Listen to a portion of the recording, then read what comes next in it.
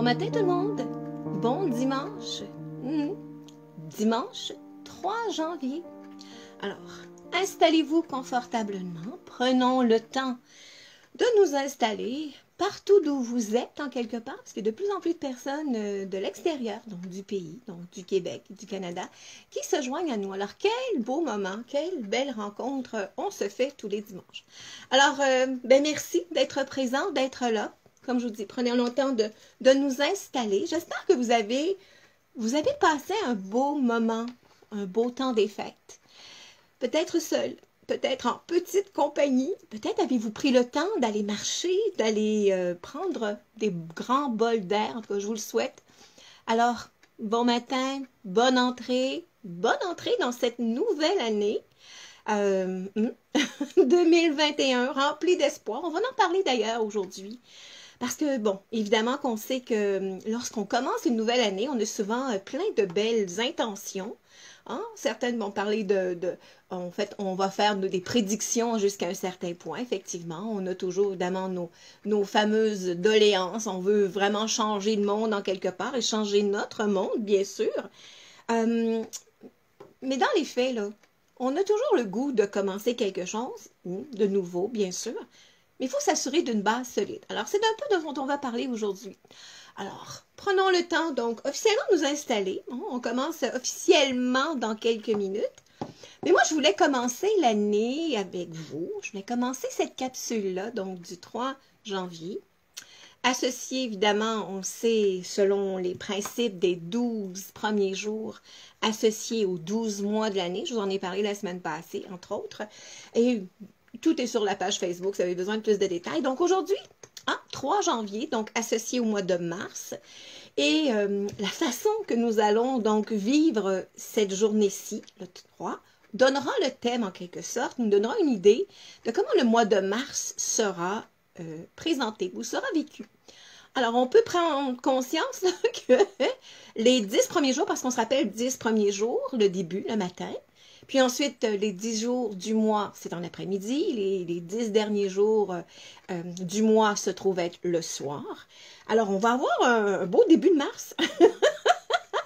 Et surtout que j'ai choisi donc la bougie rouge, bien sûr, dans un peu de l'allumer, et pas juste pour moi, bien sûr, pour tout le monde, pour tous ceux et celles qui sont là, hein, que je ne vois pas, et que je ressens, que je perçois. Parce que je nous souhaite, hein, je dirais collectivement, individuellement au départ, mais collectivement, une belle et joyeuse année.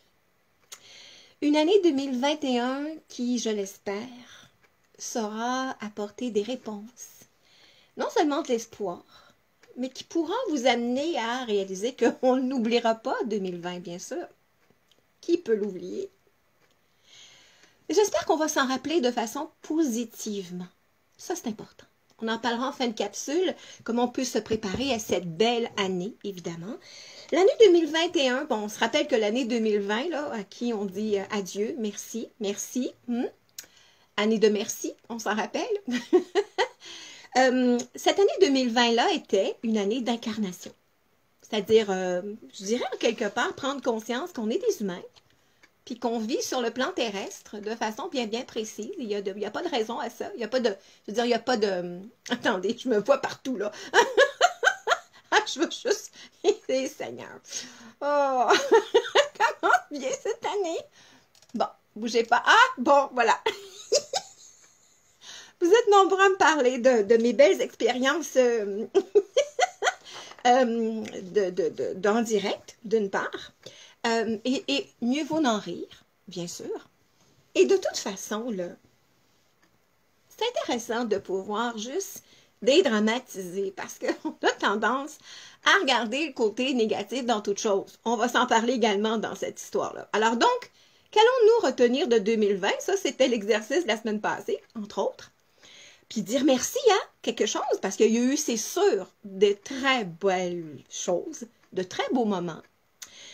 Puis là, 2021 s'annonce, est présent, est là, puis là, on fait comme « Ah, Seigneur, vas-tu finir cette histoire-là? » Ben, ça va finir quand ça va finir. En attendant, on doit continuer. Et c'est là que 2021, c'est ce qu'on appelle l'année de la conscience. Mm, mm. Alors, évidemment que d'une année à l'autre, hein, chacune des années précède et suit l'autre. Alors, elles ne se ressemblent pas, mais elles ont un lien entre chacune d'entre elles, évidemment. Alors, si l'année 2020 était une année d'incarnation, ben, l'année 2021 étant la conscience de « je suis sur le plan terrestre ». Et c'est ma responsabilité d'être bien dans ma tête, dans mon corps, dans mon cœur. Et là, ben, on le sait, dans cette deuxième vague-là, on annonce possiblement une suite du confinement. Bon, on verra une chose à la fois. Quelqu'un dirait, on traversera la rivière quand on sera rendu au pont. Si la rivière est gelée, c'est encore plus simple. Mais des fois, elle dégèle, évidemment. Mais j'avais le goût de vous parler, en fait, en cette début donc d'année, en ce 3 janvier, donc associé au mois de mars, d'une part, que évidemment que dans la vie, on a des événements, souvent on peut également avoir des intentions, les fameuses résolutions, quelque part, en disant, mais moi, c'est ce que je veux vivre cette année. Ça donne rien d'en avoir 50 000, une, c'est suffisant, bien sûr. Mais quand on parle de résolution, quand on parle de nouveau départ, quand on parle d'une nouvelle année qui débute, qu'est-ce qu'on a envie de faire? C'est de placer une intention, de placer une vision quelque part. Puis en ce moment, c'est pas très simple d'avoir une vision du futur, hein, parce qu'on ne sait pas, tout est dans l'incertitude en quelque sorte. Puis en même temps, ben, c'est comme il n'y a rien nécessairement de concret, mais c'est à nous, individuellement, de pouvoir dire, OK, si moi je m'occupe de moi, ben, je vais peut-être inspirer d'autres, et les autres, et l'un et l'autre, et éventuellement, ça fait une collectivité. Alors, juste pour vous donner une image, puis donner peut-être une idée derrière tout ça, vous avez tous un jour, là, suivi un programme, par exemple. Un programme de perte, d'élimination de poids. Ça pourrait être, bon, ben, je cesse de consommer telle substance, ou bien, ou tout simplement, je choisis de nouvelles habitudes. Donc, vous remarquerez qu'au début, on est très enthousiaste, on a envie que les choses bougent, les choses changent, puis on a l'air d'aller, puis même dans le premier mois, souvent quand on est dans une perte ou une élimination de poids, déjà 3, 4, 5 kilos, là, ça va vite, si ça continue comme ça va aller bien et ça va aller vite. Bon, vous savez très bien comme moi qu'à un moment donné, bon, certains diraient on frappe un nœud.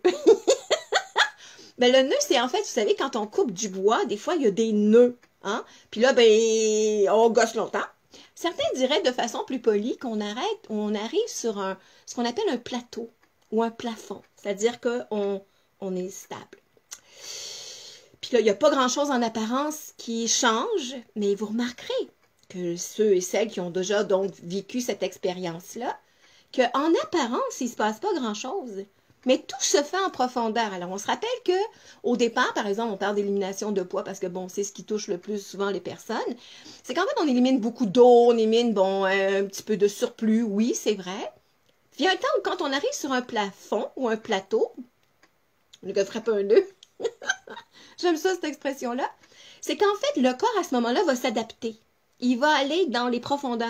En fait, il va aller chercher de façon plus précise les amas de gras, en fait, bref. Et c'est là que, dans les coulisses, l'élimination se fait ou l'intégration, le changement est en cours. C'est un petit peu allégorique, c'est-à-dire une comparaison, mais c'est un peu ça qui se passe en ce moment dans cette deuxième vague-là. Là, ça prend la détermination, ça prend de la joie, ça prend de l'espérance, ça prend de l'espoir. Certains diront du courage. Oui, tout ça, c'est vrai. Pour être en mesure de réaliser qu'en ce moment, on est en train d'intégrer vraiment ce qui se passe. Plusieurs personnes m'ont envoyé des courriels, par exemple, m'ont parlé sur la rue en prenant les marches. À l'occasion, me disaient, Joanne, c'est intéressant, c'est quand tu signifies que, en fait, bon, on est capable, let's go, on y va, etc. Mais là, en ce moment, c'est comme au début, quand cette fameuse crise-là, en mars dernier, donc, est arrivée, ben, à la limite, ça me faisait mon affaire. J'étais capable de vivre cette expérience-là en disant, OK, c'est beau, bon, ben, écoute donc. En fait, on l'a rationalisé.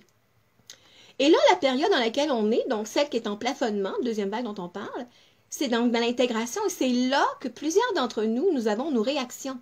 Ah, c'est là.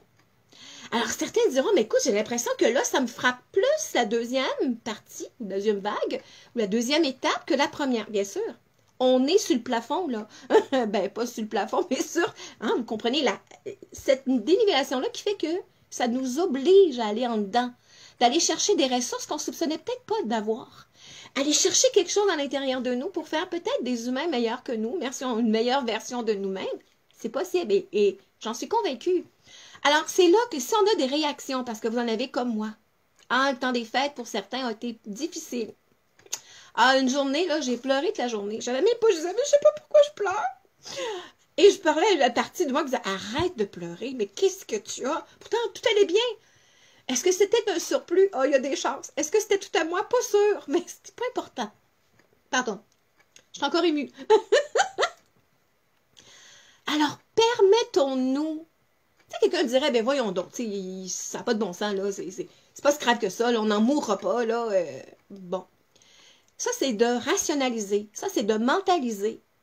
Et quand on rationalise, ben, l'émotion qui est la peur, ou l'émotion quelle qu'elle soit, ne monte pas. C'est là l'idée. Alors, si vous avez envie de pleurer, pleurez. Si vous avez envie de chialer, chialez. Juste 5 minutes, par exemple. Pas de chiolage trop longtemps. Puis si une journée de temps, vous avez envie de pleurer, ben, allez-y. Laissez sortir, quelqu'un dirait, le mauvais pour que ça se mette en place autrement. Ben oui, on le sait, il y a toujours du beau temps après une tempête. Mais quand la tempête est en cours, là, on ne pourra pas dire au vent, excuse-moi, là, c'est parce que là, t'as assez vanté. Non, il vente, lui, puis il dégage. C'est un peu la même chose quand on pleure, quand on a des réactions émotionnelles. Ben, c'est comme la tempête, c'est le déluge. On n'arrête pas un déluge comme ça. Laissons aller les choses. Alors, permettez-vous, quel que soit votre âge, quelles que soient vos conditions, si vous êtes en groupe ou que vous êtes seul, que vous êtes en famille, dans votre petite cellule, en disant « Je l'aime, ma famille, mais là, je suis plus capable. » Mais non, parce que des fois, on a besoin d'être dans sa bulle, puis dans sa bulle. C'est quoi de le dire, mais sa bulle individuelle. Hein?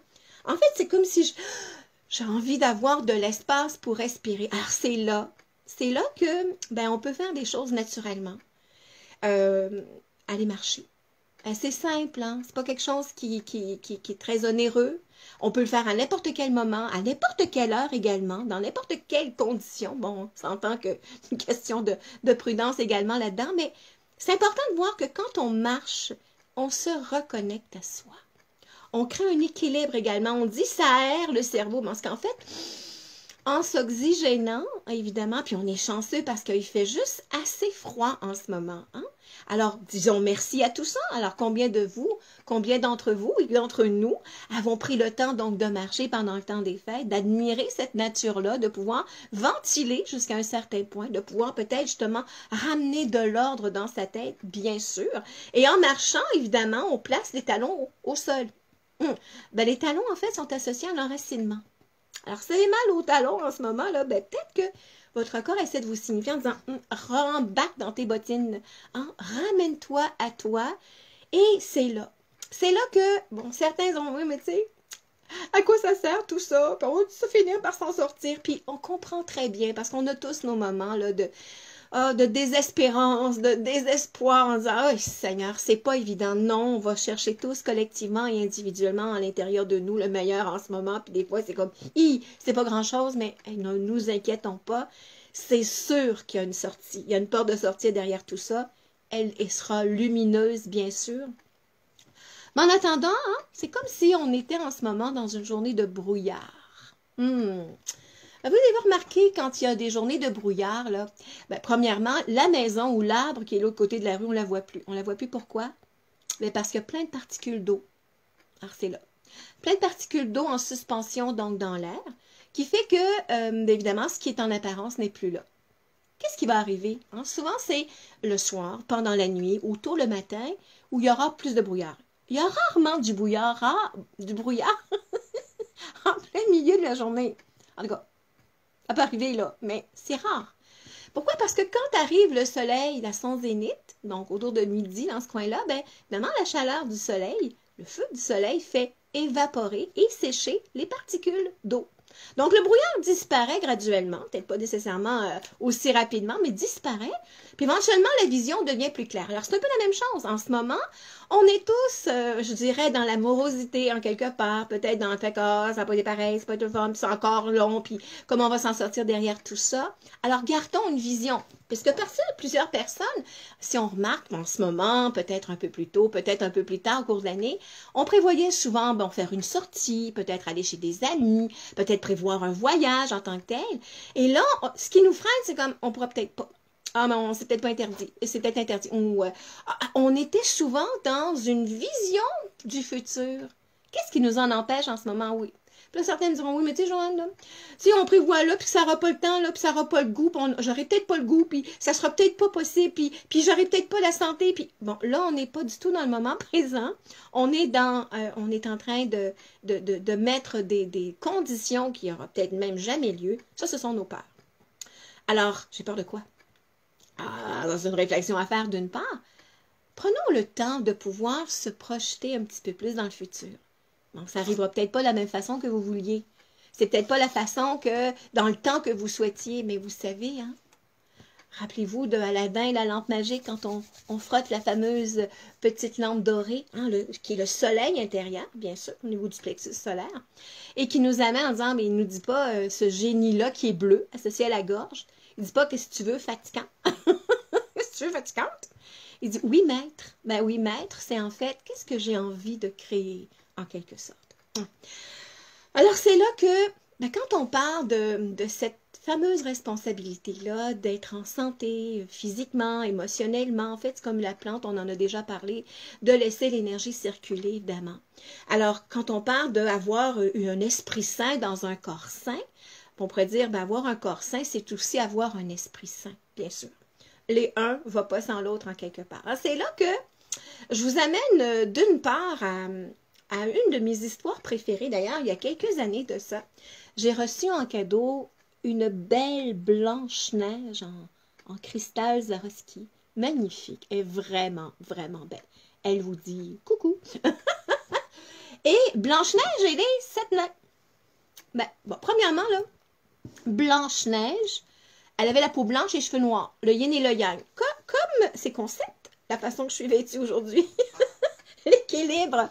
L'équilibre, donc, en quelque sorte, du yin et du yang, d'une part. Ah non, c'est pas ça que je voulais faire. L'équilibre du yin et yang. Bon, quelqu'un dirait que je suis habillée à la Kazoo, hein, le fameux personnage dans Passe-Partout, si on veut. De toute façon, c'est pas important. Ce qui est important, c'est d'avoir une forme d'équilibre en tant que tel, puis surtout de dédramatiser d'une part. Alors donc, Blanche-Neige représente l'équilibre. Et elle s'en va rencontrer donc dans une maison, dans la forêt, pour prendre du temps, pour se ressourcer. Elle rencontre les 7 nains pour les 7 chakras. Ben oui, on en parlera dans quelques secondes d'une part. Et on se racontera la semaine prochaine la vraie histoire de Blanche-Neige, parce qu'on a accroché sur la pomme, entre autres. Mais sachez qu'il y a également 2 autres étapes avant la pomme. On s'en reparle la semaine prochaine. Mais en attendant, ce que le lien que je voulais faire, entre autres, avec donc Blanche-Neige et les 7 nains pour les 7 chakras, alors ça, c'est important. C'est important de voir, en fait, qu'on est un ensemble de choses. Alors, si on veut avoir ce qu'on appelle une connexion avec le divin, d'une part, avec le divin en soi, bien sûr, mais avec une connexion, parce que c'est un peu ça la vision. Hein? C'est un peu ça l'espérance, c'est un peu ça l'espoir de réaliser qu'il y a autre chose que ce qu'on voit en ce moment, et ce qui nous permet d'avancer. Alors, si on veut que l'énergie circule jusqu'en haut, sachez qu'elle doit circuler à la base, bien sûr. Et elle va évidemment en graduation. Alors, évidemment, le but aujourd'hui, c'est pas de parler de l'information associée à chacun des chakras, quoi ça signifie. Il y a plein d'ateliers, plein de lectures également que vous pouvez trouver. Mais je trouve ça important de vous rappeler que chacun des chakras, évidemment, sont interreliés, comme chacune des années dont j'ai parlé en début de rencontre. Chakra de base est associé à la couleur rouge. Alors, c'est important, là. C'est la raison pour laquelle la petite bougie est rouge. Ben, le gros lampion est rouge pour nous tous. C'est en fait, il n'y aura pas rien qui va se manifester ou il n'y aura pas de vision très claire si à la base, si on ne commence pas du bon côté, si la base n'est pas solide. Alors, c'est la raison pour laquelle c'est important de se vêtir en rouge pendant le temps d'hiver, d'avoir quelques petites décorations comme derrière qui nous se rappellent le rouge pour nous redonner de la chaleur en quelque part. Puis peut-être nous reconnecter. C'est pas un hasard que le 14 février, la Saint-Valentin, il y a beaucoup de rouge. Bon, on s'en reparlera au mois de février, mais c'est une réalité. Alors donc, important, là, si vous avez besoin de couleurs, vous avez besoin d'énergie, à ce moment-là, continuez les fameuses décorations. Peut-être pas de Noël, mais d'hiver, avec les bonhommes de neige et beaucoup de rouge, puisque ça donne l'énergie. Éventuellement, donc les deux sont reliés, le rouge amènera en quelque part, donc au niveau du chakra sacré, une énergie donc qui va tout simplement monter parce que c'est le siège de l'énergie vitale. Elle ne montera pas tant que la base n'est pas solide. Et le mot associé au chakra de base, c'est l'incarnation. Enracinement, ancrage, Tout ça, c'est bon. C'est là qu'ensuite, ici, on va placer le mot paix. Si je suis en paix, j'ai fait de mon mieux. Bon, c'est sûr que je peux vivre certaines réactions. Je peux avoir certaines émotions. Mais si je suis en paix, sachant que j'ai fait du mieux que j'ai pu, ça va aider. Alors, paix. Et si ce mot paix-là est en harmonie, eh bien, ça va m'apporter ce qu'on appelle la lumière. C'est-à-dire qu'en fait, ça ne sera pas brouillageux, il n'y aura pas de brouillard. Ça va être plus clair, genre une vision plus claire de qui je suis, de ce que sont mes intentions et vers où je veux aller. Donc, lumière. Évidemment qu'au chakra du cœur, le vert, bon, on va placer le mot espoir, si on veut. On va plus parler de amour. Amour. Parce que quand il y a de l'amour ici, c'est là qu'au niveau du chakra de la gorge, le bleu, on va parler d'expression, mais on va parler d'espoir. C'est-à-dire que nos mots, nos paroles vont être remplies d'espoir, de bien-être, de bienveillance en quelque part. C'est un peu ça l'espoir aussi. Et si on regarde au niveau du troisième œil qui est souvent associé à la couleur indigo, on y va de plus en plus dans le violet, pour être capable d'avoir une vision sur un plus long terme, de voir les choses au-delà de ce qu'elles sont, on y placera le mot harmonie. Harmonie, avec un petit blanc de mémoire. Alors, harmonie au niveau du troisième œil et à la couronne, qui est souvent associée à la couleur blanche, la couleur qui représente toutes les couleurs, d'une part. On parlera de reconnexion. Se reconnecter à une source, à sa source, peu importe. Alors, allons-y pour les couleurs rouge, orange, jaune, vert, bleu, violet, blanc, avec les mots reconnexion, paix, lumière, amour, espoir, harmonie et reconnexion. Peut-être une belle façon de méditer sur ça, pourquoi pas, d'une part. Je vous rappelle que la semaine prochaine, on reviendra sur l'histoire de Blanche-Neige et des 7 nains.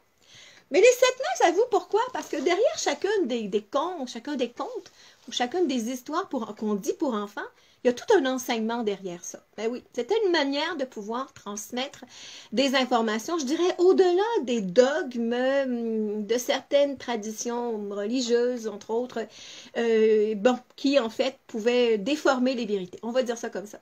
7 chakras, on le dit, pour les 7 couleurs de l'arc-en-ciel, les 7 jours de la semaine, les 7 notes principales de la gamme, do, ré, mi, fa, sol, la, si. Mais il y a autre chose également, ce qu'on appelle les 7 péchés capitaux. Oh, Joanne, qu'est-ce que tu vas nous parler aujourd'hui? Attention là!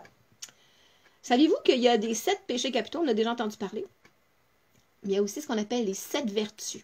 Alors, laissons-nous prendre le temps quand même de regarder ce qu'il y a derrière tout ça. Alors, quand on parle de péché, parce que vous remarquerez, là, notre premier réflexe chez nous, les humains, c'est souvent de regarder le côté négatif des choses. Le côté péjoratif. Ça nous blesse, ça nous dérange. Bien évidemment qu'on a appris aussi, et on a transmis, on a cru que tout était péché. Alors, quand on parle des 7 péchés capitaux, on pourrait appeler ça également des vices. Pas des vices, là. Des vices. V-I-C-E-S, parce qu'il y en a 7. On dit que ça apparaît autour du 4e siècle. Quand même, on parle de ça. Et que c'est plutôt au 13e siècle que saint Thomas d'Aquin, entre autres, a choisi de mettre ça en place. Alors, on parle donc d'une désobéissance au décalogue. Qu'est-ce que c'est ça? Le décalogue, sachez plutôt que c'est les 10 commandements selon la tradition judaïque, ou encore les 10 paroles, en fait, selon le christianisme, en quelque part. En fait, c'est le contraire. Les 10 paroles pour le judaïsme et les 10 commandements pour le christianisme, en quelque sorte. Donc, les 10. Dans les premières, en fait, c'est comme, au fond, c'est si on ne respecte pas, qu'on n'écoute pas ces consignes-là, en fait, évidemment, ça peut nous amener dans un état plus destructeur. Alors, on signifie la paresse, l'orgueil, la gourmandise, mais attention, on rajoute l'addiction ou la dépendance. Ça peut être à tout, en fait, pas juste à la nourriture. La luxure, l'avarice, la colère et l'envie. En écoutant ces mots-là, on fait...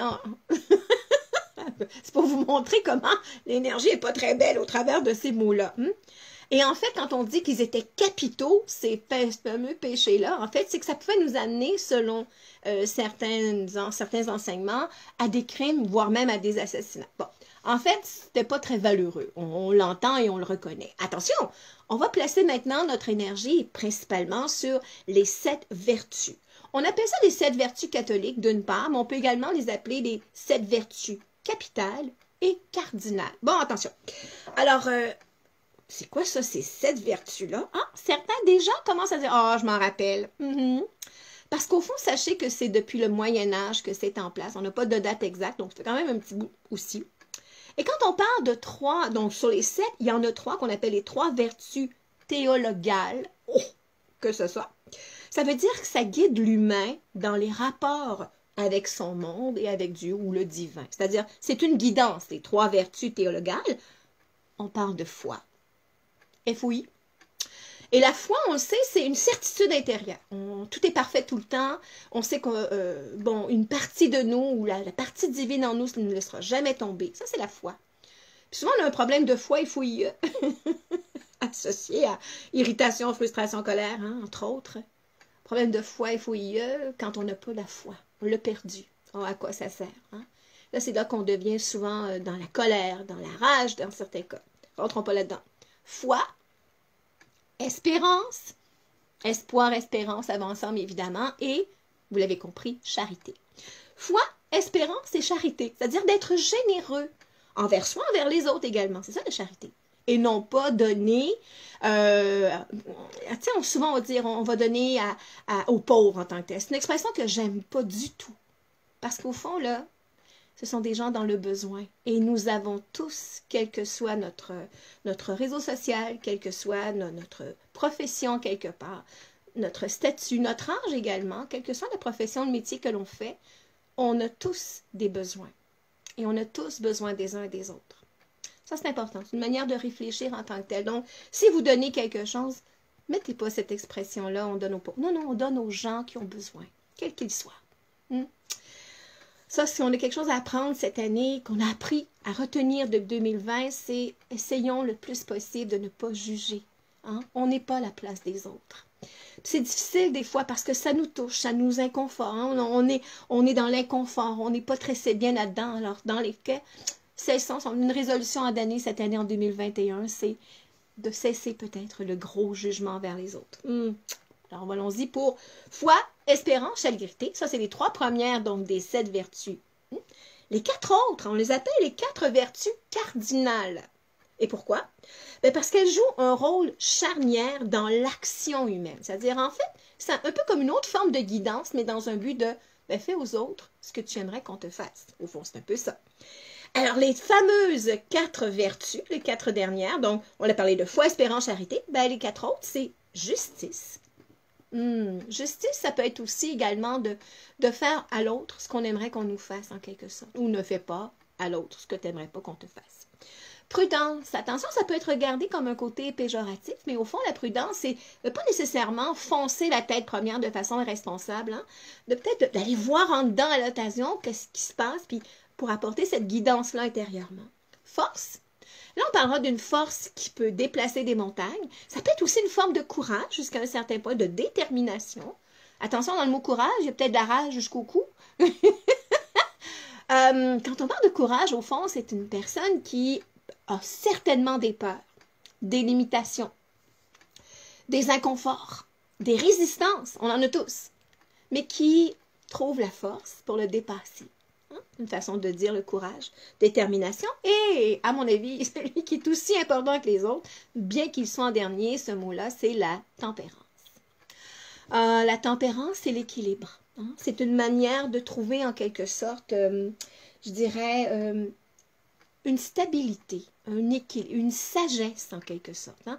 Quand on regarde dans le tarot, la tempérance, c'est en fait une femme, donc tout l'aspect intuitif, de douceur entre autres, qui est debout, hein, les 2 pieds bien solidement au sol, qui a également 2 urnes, une qui est argentée, associée donc au principe féminin, et l'une qui est dorée, associée au principe masculin. C'est aussi le yin et le yang, vu de façon différente, et qui déverse en quelque sorte le liquide sur le plan terrestre. Alors, c'est toujours une question d'équilibre, mais attention, on n'aura pas une stabilité en haut du corps si la base n'est pas solide. Ça revient toujours à la même chose. Mais oui. Ben oui, parce que cette année 2021, elle est évidemment remplie de belles promesses. Et ben, si on voulait, en quelque sorte, de pouvoir apporter un mieux-être, une manière d'aller de l'avant là-dedans, on se rappelle que les 12 premiers jours du mois de janvier donnera le thème aux 12 mois. Donc, attention dans la façon que l'on vit les choses. Si ça se peut qu'on ait une vive émotion, une vive réaction, et prenons conscience de rapidement changer ça et transformer ça, puis aller voir qu'est-ce que ça le fait vivre en moi, hein? Puis le prendre en note, évidemment, se faire un petit caillou au travers de ça, si vous voulez. Surtout que, bien évidemment qu'on va se voir, nous, la semaine prochaine, on a une capsule, je vous promets, l'histoire de Blanche-Neige, entre autres. Et ça sera le dimanche 10 janvier 10 pour le mois d'octobre, qui est le mois de l'abondance. Ah, on va en parler, c'est sûr.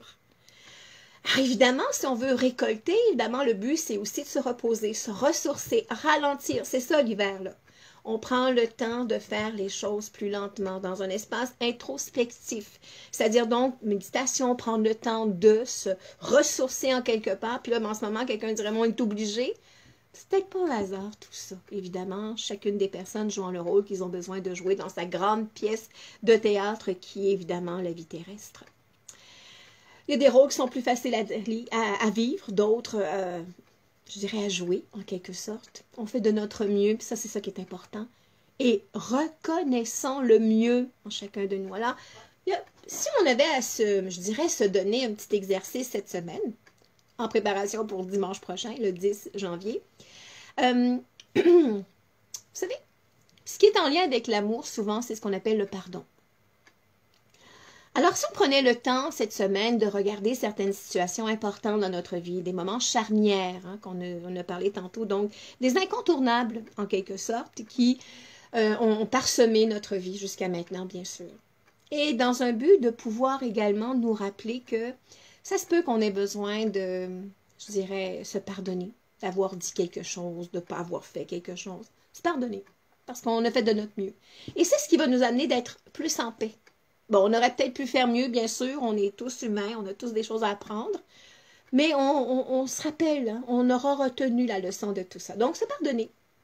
Puis ça se peut qu'on ait envie également, qu'on ait les besoins, qu'on ressente le besoin pour que l'énergie d'amour soit présente un peu plus, paix, amour, de pouvoir pardonner à quelqu'un.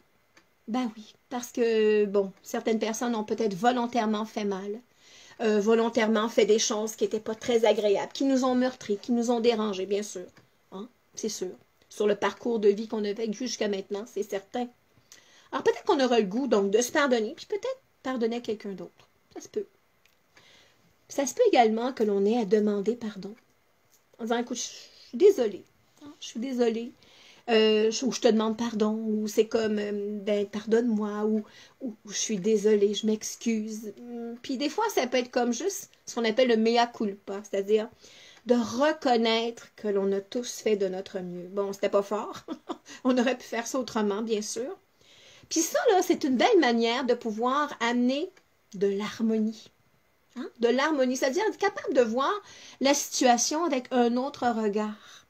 Et à partir de ce moment-là, c'est comme, bon, ben maintenant que c'est libéré, que l'émotion à la base, hein, qui est au niveau du sacré, on a installé la paix, ben finit par monter au niveau du plexus solaire, ce qui fait qu'on apporte une certaine forme de lumière là-dedans, puis qu'on peut voir de l'amour, ou on peut ressentir de l'amour, et non plus juste de la haine, puis de la colère, puis toutes sortes d'émotions derrière tout ça, des petites crottes sur le cœur, comme on dit souvent. Et on va être capable d'avoir donc de l'espoir, oui, et avoir des paroles qui seront bienfaitrices, qui vont faire du bien en disant, ben oui, et que c'est donc, t'as pas le fun, hein, ben écoute, il n'y a aucun problème, je te pardonne, ou je t'aime, c'est ok, tout est parfait ici, tu as fait de ton mieux. Puis éventuellement, on l'a dit, on va être en mesure de pouvoir voir les choses en harmonie, en tout cas autrement. Se voir également autrement, hein, de pouvoir être capable de voir l'autre, soi, et la situation avec un autre regard. C'est peut-être cette façon-là qu'on va également se reconnecter en disant, c'est pas pour rien que je suis sur le plan terrestre. Il y a tellement de belles choses. Est-ce que je les vois? Est-ce que je les regarde? Ou si mon regard est plus sur les 7 péchés capitaux, plutôt que sur les 7 vertus capitales? Réfléchissons à ça cette semaine, bien sûr.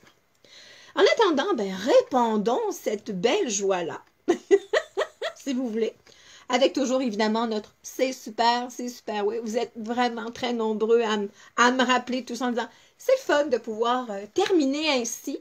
Ben oui, c'est comme ça. Alors, pendant longtemps, évidemment, on va recommencer éventuellement, mais dans les tournées, conférences, ateliers, les salons un peu partout, donc au Québec, même si je faisais des conférences très précises sur la mort, évidemment, le passage de la vie à l'autre vie, les ateliers également, c'est pas toujours des ateliers ou des conférences bon, évidemment, qui sont joyeuses dans le sens que ça fait ramener tout le monde à l'essentiel en quelque part.